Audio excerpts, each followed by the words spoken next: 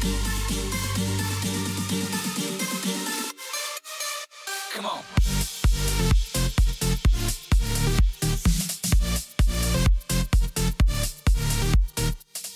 Yo, what is up guys, Punkerzz here, and today I am back with another video for you guys, and today what we're going to be talking about is why Call of Duty isn't growing. I'm going to get into that a little bit in a second, but guys, I'm going to be doing a little bit longer of a commentary today. The last time I did this, you guys seemed to really enjoy it, so I decided to try it again with this subject. But guys, at any point during this video you find yourselves enjoying what I have to say, be sure to smash that like button, let me know that you enjoyed. We're going to have another discussion today.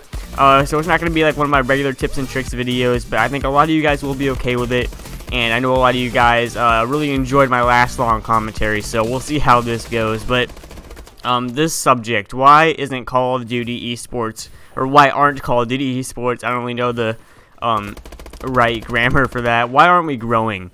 And now this topic has a lot of kind of subsections. Like, we have a lot of different ideas as to why we're not growing. So I may do like a part 2 of this, I'm not quite sure, but going over every single idea that people have about why Call of Duty isn't growing would take longer than I want to make a video about, if that makes any sense. I don't want to have a 30-minute video to an hour-long video explaining all these different ideas. So what I may do is split it up into 2 or 3 parts, depending on the feedback I get on this one and whether or not I want to do another one. But today, what I decided to talk about for this first part is MLG, the company, and the players themselves, the pro players and the AM players, the top AM players, all the players, and then MLG. So I'm going to start off by talking about the players, because I'm a player myself, and I'm sure you guys are players too. I know a lot of you guys may just be pub players, but I also know that a lot of you guys are competitive players as well. So we're going to talk about the players first, kind of what the players do right and what we do wrong. Now, what we do wrong, and this is a very obvious point, is that there are a lot of very immature players, both pro players and amateur players. There are pro players that are pretty immature, you can't deny it. I think it's fair to say that the majority of immature players lies in the amateur community, but that's not saying that there are no immature players in the pro community either. But it's strange to me that I even have to say this, but all live event hosts must have rules preventing excessive trash talk during games. And I mean, like, when you're at a LAN tournament. I mean, there needs to be strict guidelines prohibiting stuff like screaming at your opponent and screaming profanities at your opponent and excessive celebrations. These things are just a hideous mark on our live events and our community as a whole. We look so bad.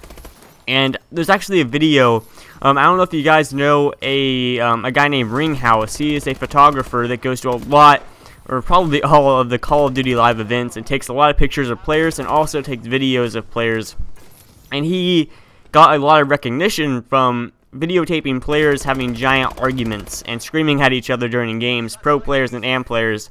And he'd post them on YouTube, and they'd get a huge response. And his most popular one is, I believe, Icon something, or no, Unite versus Envy at UMG, maybe it was Philly or UMG Dallas back during Ghost, but or no, I think it was during Black Ops 2. But anyway, Killa, who is a very popular pro player, was just going crazy. He was teaming with Miracles and Parasite, and maybe Karma was on there too.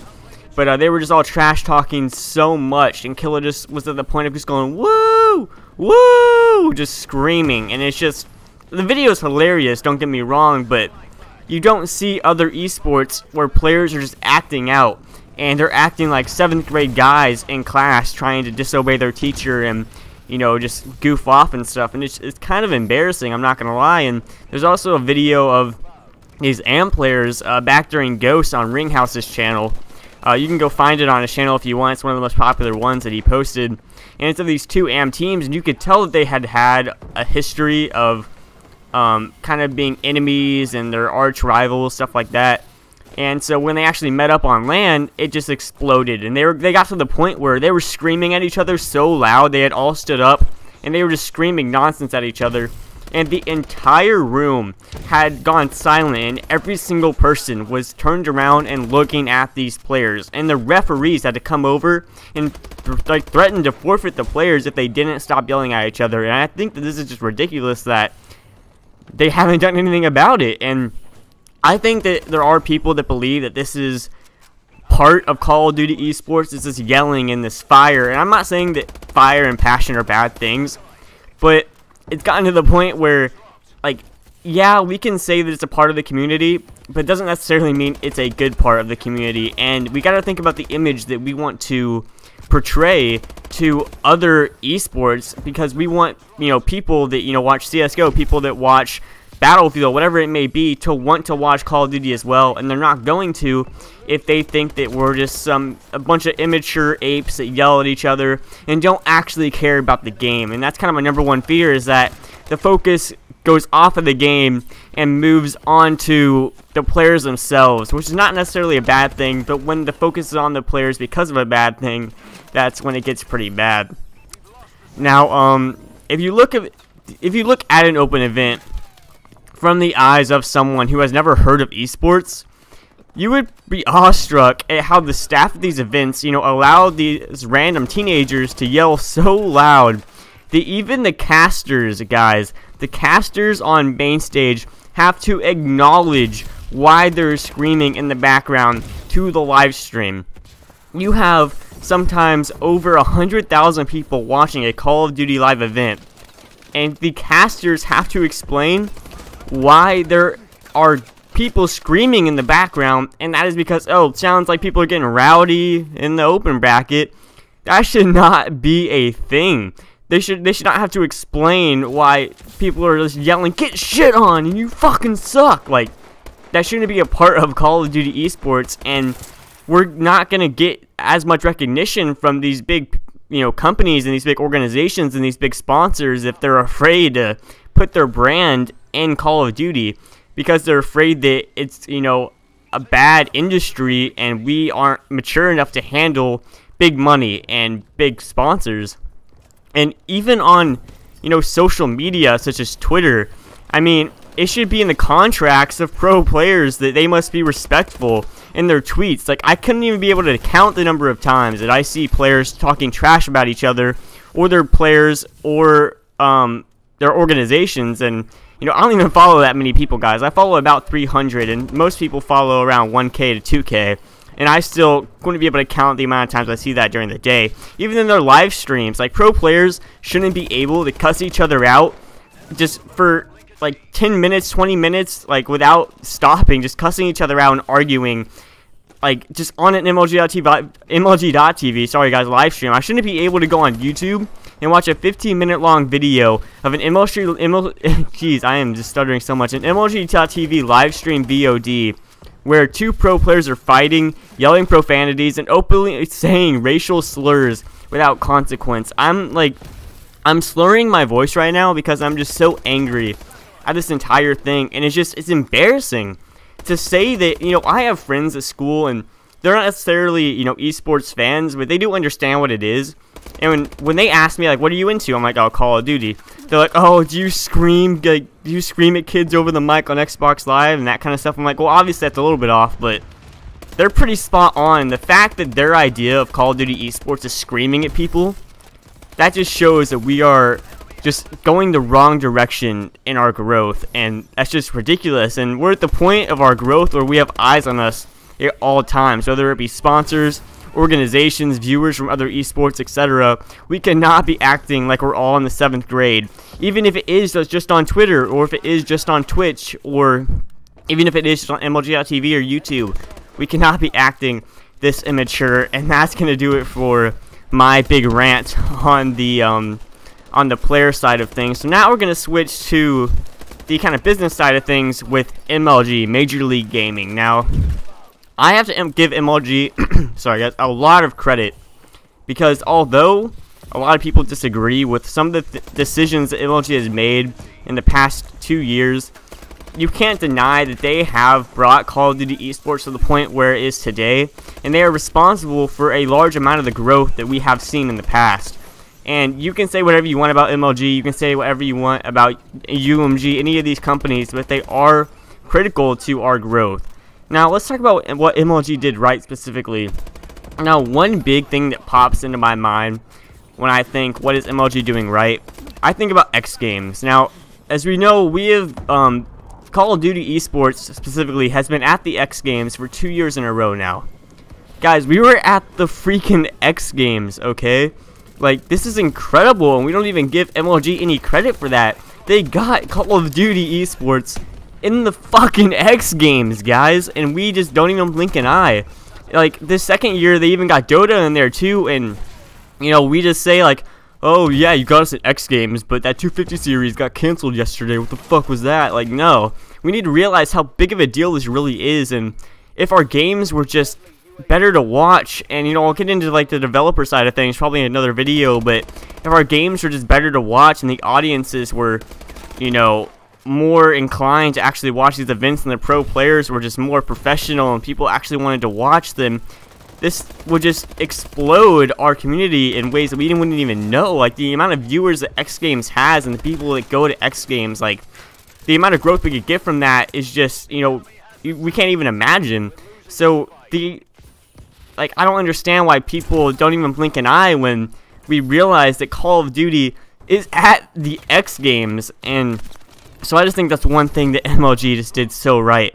Now, the next thing that I think MLG does right is daily pay-to-play online tournaments with cash prizes. I think that if we didn't have daily online tournaments, Call of Duty would not be near where it is right now. And that's because online tournaments allow any player, no matter if you're terrible at the game or you're a pro player, they can all play in tournaments together and compete for real money and trophies and that kind of stuff. And I think that that's just awesome, and it really does bring the community together. Obviously, you have a lot of reasons that a lot of people would argue against that, such as, you know, online Call of Duty can be very fluky, and thus it makes people even more mad at the game when they lose an online tournament because of connection or because of game bullshit, stuff like that. But you can't deny that it does bring us together a lot. One other thing that I want to mention that MLG does really right is the amount of LAN tournaments that they host every year, and also including the MLG Finals coming up this October in New Orleans. I believe this is a $100,000 prize pool event, which is very good for it's a regular yearly event that's not COD Champs, and or maybe it's 200,000. I think it's 100,000. But you know, MLG does their best to host these events, and even though that we've had people complain that maybe the spacing between games is too much, and we're stuck watching a lot of commercials because the players have to set up, and, you know, they have to end the game because someone's controller cuts out, and then we just see more commercials, and we're waiting, you know, 15 minutes between matches. You know, even though there are those slight complications, MLG really does do their best to bring us these live events as many times as they can financially during the year. So those are the things that I think MLG does right, and now let's get into the things that MLG does wrong. Now, the number one thing that I see people talk about, and I'm sure you guys are thinking right now, that MLG does wrong, is MLG.TV.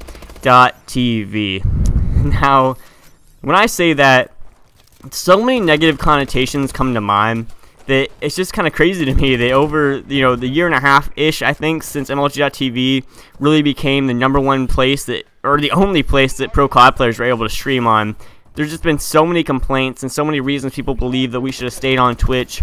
And I personally do believe that we should stay on Twitch, and one major reason is just for growth alone.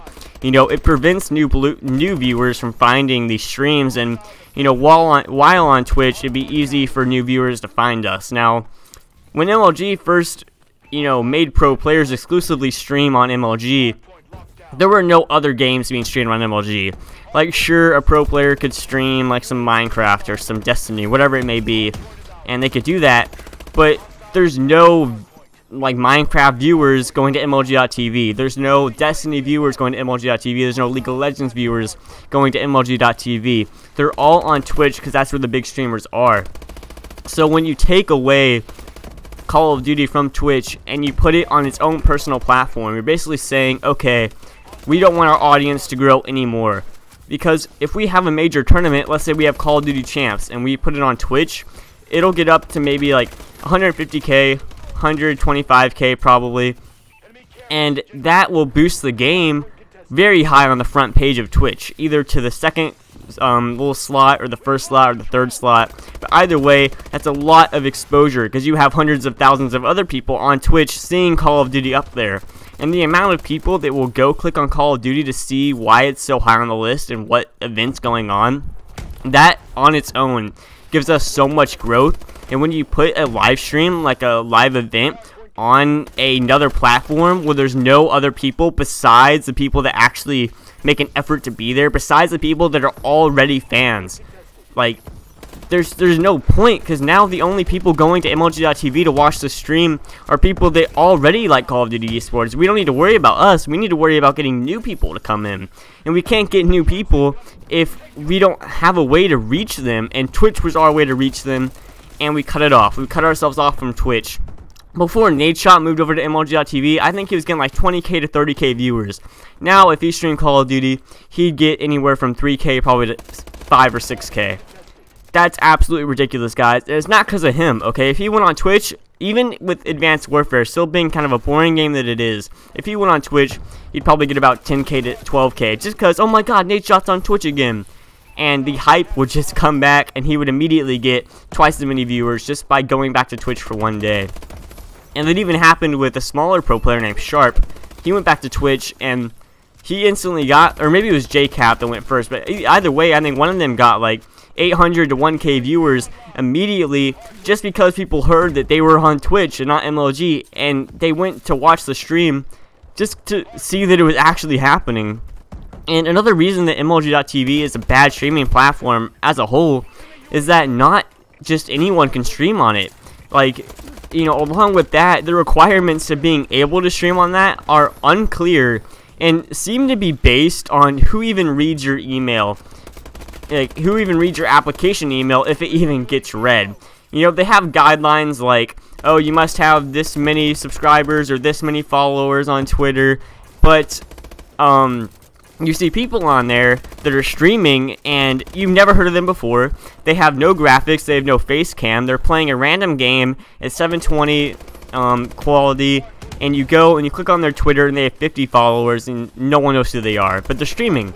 And then someone my size, I have almost 2k subscribers, not many Twitter followers, about 500, but I think I've sent 2 application emails just like to hope that maybe there's a chance that the guy who reads it might be having a good day, and say, oh, let's give him one, because obviously their requirements are bullshit, because I'm pretty sure it says you must have like 100,000 total or 50,000 total followers on all of your social medias, which is just not true, because the people I see there are just way below me.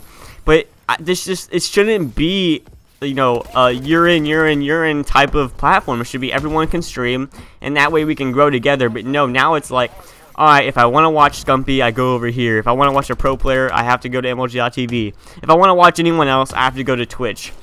We're just dividing ourselves even more than we already did when we left Twitch, and I just think that all these things combined are just a recipe for disaster. Now, guys, I'm about to hit the 20-minute mark on this video, so I'm going to go ahead and cut it for today's commentary. Like I said, I might make a part 2 of this video, but for now, I'm just going to upload it and see what you guys think. So, guys, thank you so much for watching. Let me know what you guys think about this subject down in the comment section below. I want to hear your comments, so please let me know what you were thinking. But, guys, hope you all enjoyed the video. Be sure to like, comment, and subscribe if you did. Hope you guys have a great day, and I will see you all in the next video.